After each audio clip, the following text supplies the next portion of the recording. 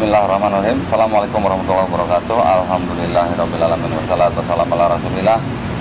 Senang sekali saya sekarang berada di kota Yogyakarta bersama dengan Mbak Liana ya. Assalamualaikum Mbak. Waalaikumsalam warahmatullahi wabarakatuh. Sehat, Mbak? Alhamdulillah. Alhamdulillah.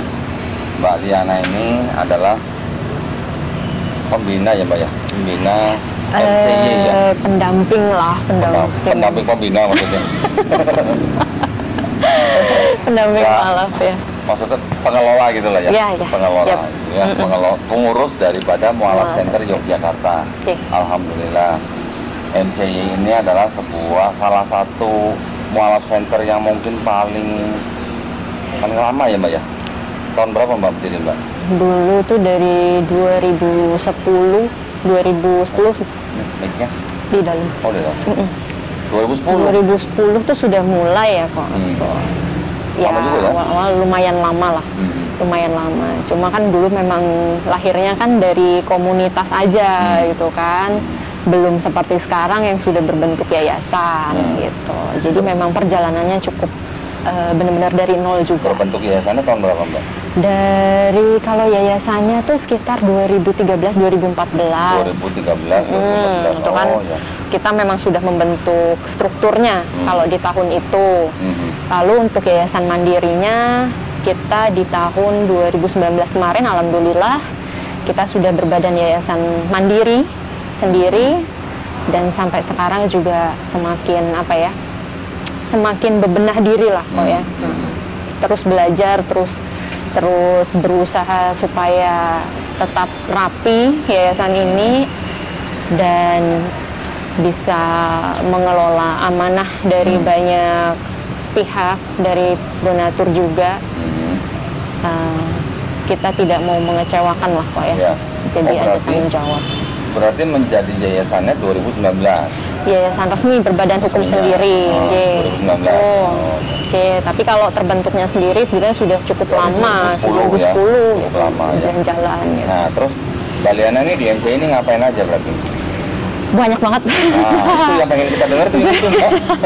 Kalau nggak pengen dengar nggak ngobrol di sini.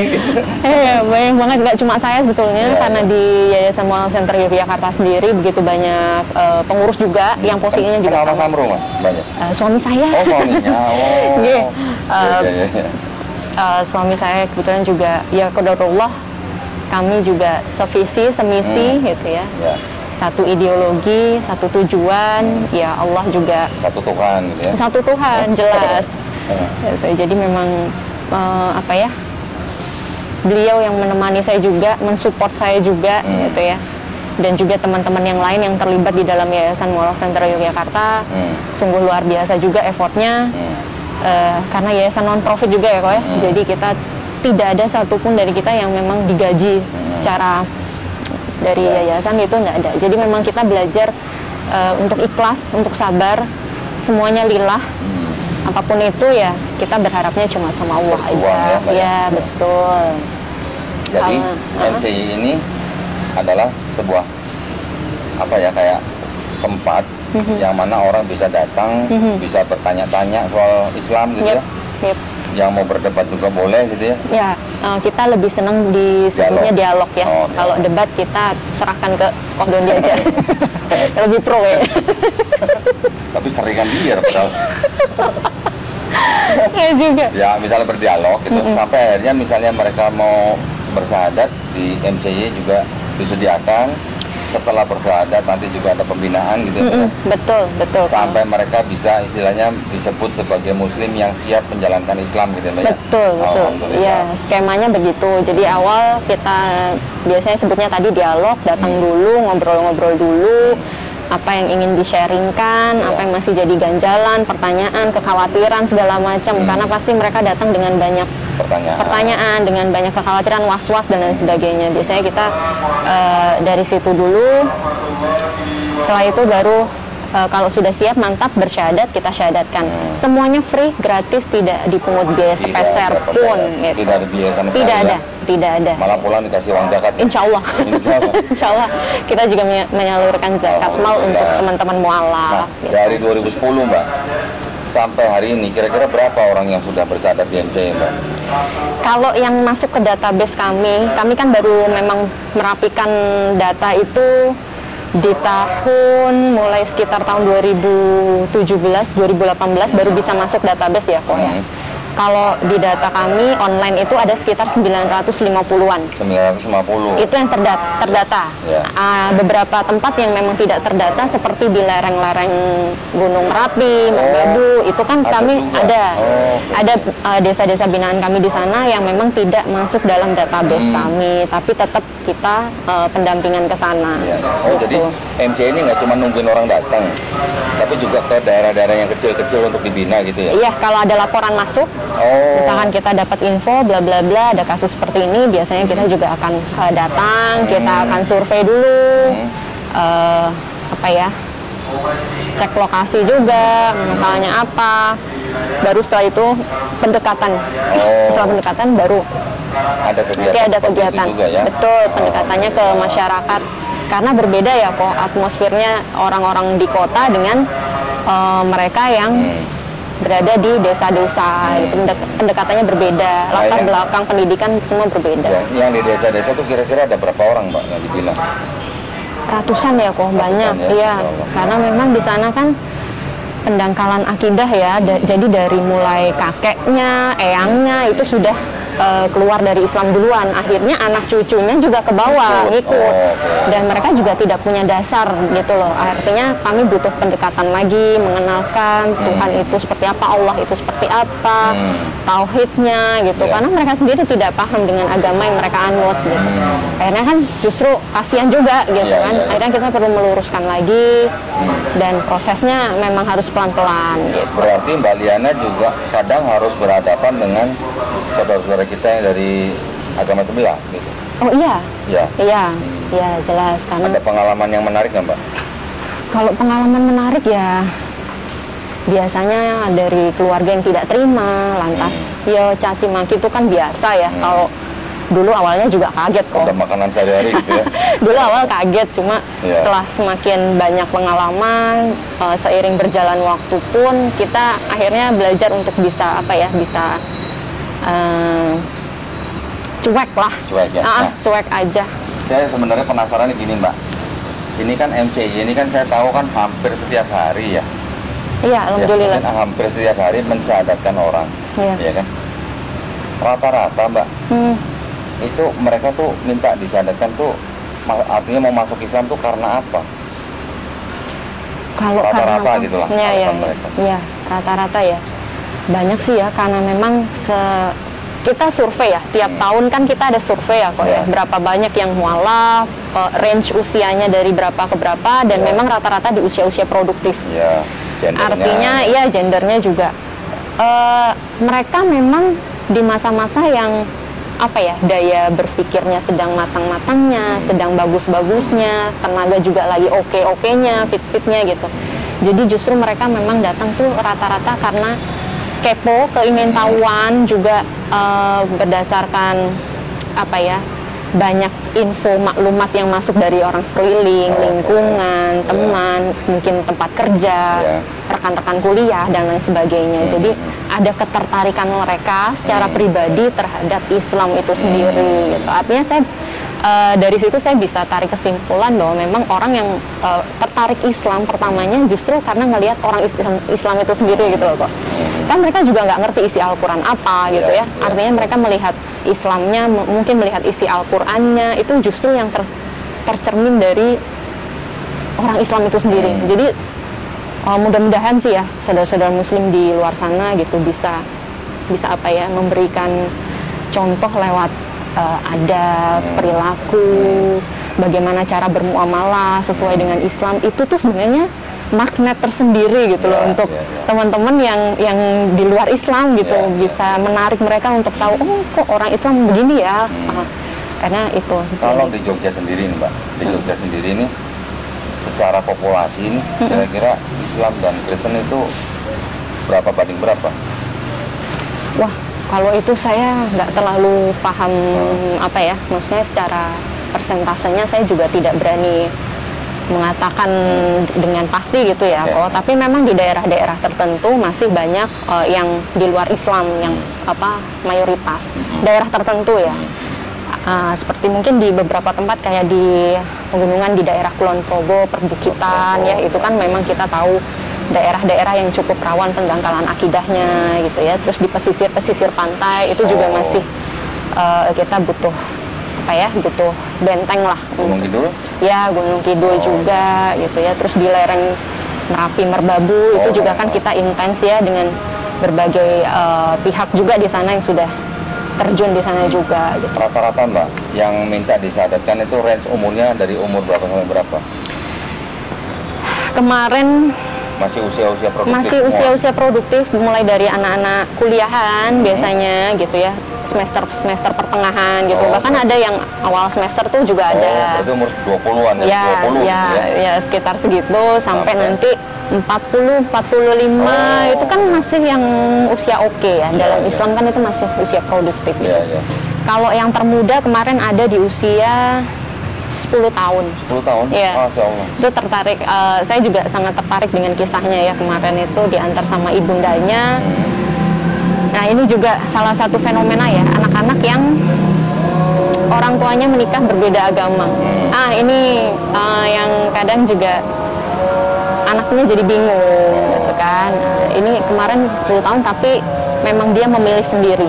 Saya sempat wawancara dan ada tayangannya di YouTube. Oh ya. Tadi kan kira-kira usia 20 sampai 40 gitu ya. Ya, yang banyak kurang lebih 40, terus 45. Kebanyakan yang bersyahadat di MC itu adalah orang-orang Jogja asli atau pendatang?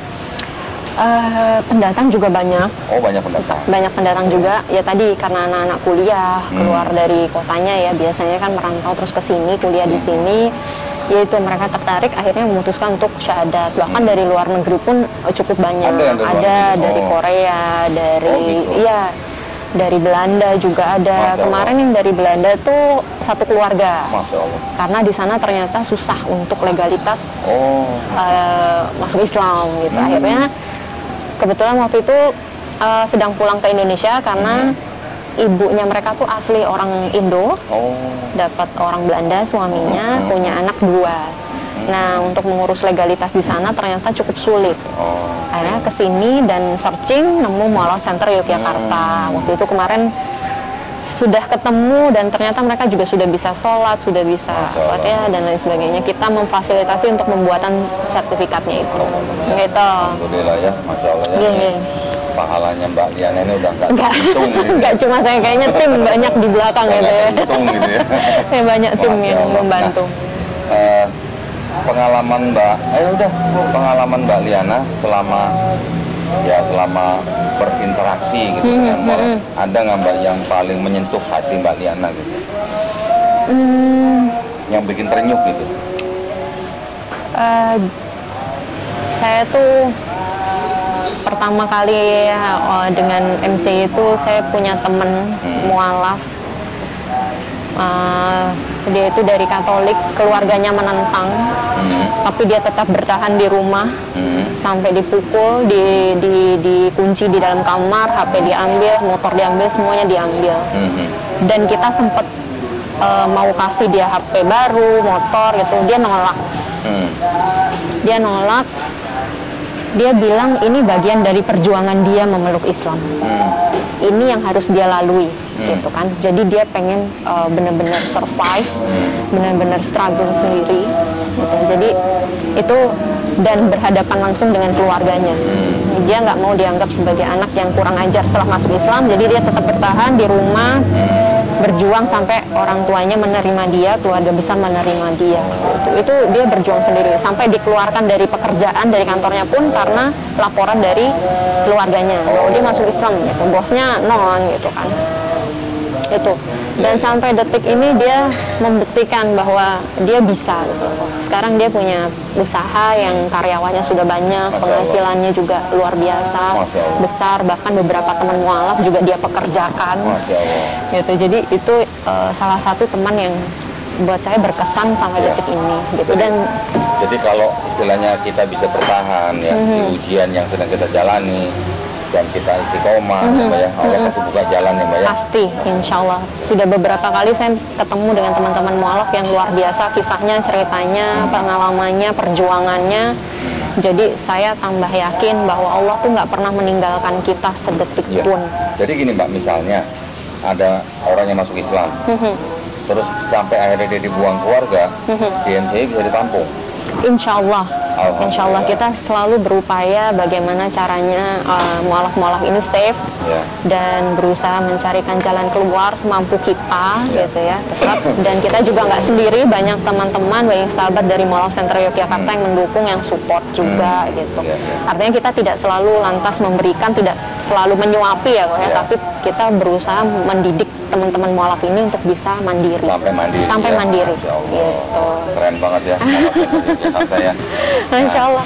Kita sendiri, saya juga dari Yayasan Pembina Mualafat Tauhid, sering ya kita berkolaborasi ya. Betul. Apa saja yang bisa kita kerjakan bersama, kita kerjakan bersama. Ngomong-ngomong, Mbak Liana juga dulu pernah jadi mualaf ya? Ketawa. Saya tuh. Ternyata juga mantan mualaf ini. Saya itu masuk Islam 2013. Oh, lebih dulu setahun daripada saya, Mbak. Oh, ya, 2013. Ya. Jadi udah jalan 10 tahun ya, Mbak ya? Ya, jadi sudah nggak pantas lagi disebut mualaf. Ya kan, makanya tadi saya bilang mantan mualaf, betul. Pernah jadi mualaf. Ya, kan, sama kita ya, kok ya. Masya Allah. Ya. Tapi yang disadarkan sama Mbak Liana udah nggak tahu berapa orang ya. Masya Allah. Mbak, nah ini cerita sekilas nih ya. Kan kita sama-sama mantan mualaf nih. Dulu gimana ninggalin yang lama? Login-nya. Sebab-musababnya gitu. Sebab-musababnya. Sebetulnya kalau saya tuh dari SMP ya dulu kok pengen tertarik ngelihat teman-teman gitu loh. Karena saya waktu itu sekolah di sekolah umum. Teman-teman saya banyak yang Muslim, banyak yang Islam. Jadi kalau pas jam istirahat sore itu sebagian besar tuh hilang. Hilangnya ternyata ke masjid, samping sekolah saya masjid gitu. Saya juga kok pada hilang, di kantin sepi gitu. Jadi saya suka boleh nggak ikut gitu, boleh. Tapi nggak boleh masuk ke ruang sholat ya. Oke, nggak apa-apa. Saya cuma pengen tahu aja ngapain sih kalau di masjid gitu. Ya itu aja sih. Saya tunggu di Serambi, lihat mereka masuk. Kasian ya, nggak boleh masuk ya? Nggak boleh. Cuma lihat di pinggiran doang, deket sendal-sendal ya. Jadi penonton. Deket sendal-sendal. Nggak disuruh jagain sendal? Enggak. Nggak disuruh ngerapiin juga, enggak. Nggak disuruh ngerapiin? Cuma lihat aja mereka mulai dari ya lepas sendal, lepas sepatu, masuk ke ruang wudhu, keluar dari situ tuh udah basah gitu kan, basah semua. Saya sampai mikir gitu ya, ini tuh orang tiap mau sholat begini, iya. Basuh semuanya sampai kepala, iya. Lu nggak masuk angin 5 kali sehari begini gitu kan, nggak masuk angin, nggak kedinginan gitu kan. Ya enggak gitu. Oh gitu ya, repot ya, ribet ya gitu. Tapi apa yang membuat mereka mau gitu, bersusah payah, bercapek-capek gitu ya waktu itu ya, dengan cara yang seperti itu gitu. Terus juga ngelihat Al-Quran kayak gitu kan, ada pelajaran agama Islam gitu, saya suka lihat emang bisa baca kayak gini, tulisan kayak cendol gitu kan, kayak dawat cendol itu kan gitu ya itu bisa kalau belajar bisa. Itu dulu saya wah luar biasa ya, kita orang Indonesia bisa baca Quran gitu kan, sedangkan kita nih kadang yang ibadah seminggu sekali aja masih males-malesan gitu. Tapi waktu itu saya pikir ya mungkin saya nggak kenal sama agama saya.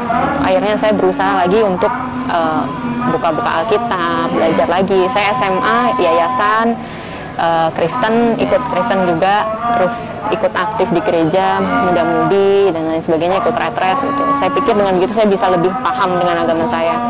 Ternyata justru dari mulai rajin baca Alkitab dari Kejadian sampai Wahyu kok kayaknya agak oleng juga gitu. Agak oleng juga saya. Dulu dari Katolik. Ya campur-campur lah kok. Campur ya. Sekolahnya Kristen gitu. Oh, gerejanya Katolik, sekolahnya Kristen. Begitu ya. Iya. Jadi ya, tapi alhamdulillah ya Mbak ya, apa yang sudah kita lewati dan apa yang sudah kita dapat sekarang, sebuah iman Islam itu udah sesuatu yang paling harus kita syukuri. Oh iya, betul. Saya kok merasa juga waktu saya mendapatkan iman itu kok saya seperti orang yang dipilih. Betul, betul, Ya? betul sekali. Saya juga merasa begitu. Apalagi kalau kita tahu bahwa setiap bayi yang lahir itu sebenarnya fitrahnya Muslim. Fitrahnya Muslim. Terus kemudian dia menjadi Kristen, Katolik, Yahudi, Majusi atau apapun itu karena orang tuanya. Betul. Terus setelah kita bisa kembali ke Islam, Masya Allah tuh rasanya luar biasa. Betul sekali. Ya? Betul. Karena nggak semua orang ya. Karena menurut saya juga hidayah itu bukan karena kita pinter, bukan karena kita yang hebat, bukan karena kita yang mampu gitu, tapi memang Allah yang ridho gitu. Iya, jadi hidayah itu kayak apa ya? Buat saya nih Mbak ya, buat saya. Itu adalah penghargaan yang paling tinggi dari Allah SWT buat kita. Betul. Dan Allah sudah punya rencana buat kita. Yep. Kita buat apa, nanti kita buat apa, buat apa. Ada yang dikasih ujian yang mungkin buat dia istilahnya enteng, atau yang merasa ujian ini berat gitu ya. Tapi kita ini yang istilahnya sudah menjadi saudara di dalam iman, kita saling bantu gitu ya. Karena dengan orang masuk ke dalam Islam itu tidak semuanya mulus-mulus saja. Betul, ya. Mbak Liana lebih tahu dari saya karena Mbak Liana hampir tiap hari gitu ya. Kalau saya kan belum tentu seminggu sekali. Gitu. Ya, Masya Allah nih Jogja ya, luar biasa. Sangat luar biasa pahalanya nih. Iri saya berarti nih. Saya juga iri nih, Kodondi banyak juga nih kayaknya nih yang login lewat Kodondi. Yang login itu kan sebenarnya kan karena semuanya kan karena Allah ya. Wasilah ya. Ya kan, bukan karena kita ya. Bukan. Semuanya karena memang udah ya haknya Allah, milik Allah, Allah yang memilih, Allah yang menentukan kan gitu ya. Jadi Masya Allah, kita mudah-mudahan yang pengurus-pengurus Mu'alaf Center ini diberikan kekuatan. Amin, ya. amin, mudah-mudahan insya Allah. Semoga juga istiqomah. Amin. Husnul khotimah. Amin. Amin ya. Jadi terima kasih banyak ya buat yang sudah menyimak obrolan kami. Walaupun ini obrolan sepintas lalu gitu ya. Ya. Tapi mudah-mudahan bermanfaat buat para pemirsa. Amin. Ya, baik kalau begitu terima kasih banyak Mbak Diana ya. Salam buat Mas Amru ya Mbak. Saya salam, insya Allah. Terima kasih banyak perhatiannya buat para pemirsa. Wabillahi taufiq wal hidayah. Wassalamualaikum warahmatullahi wabarakatuh. Waalaikumsalam.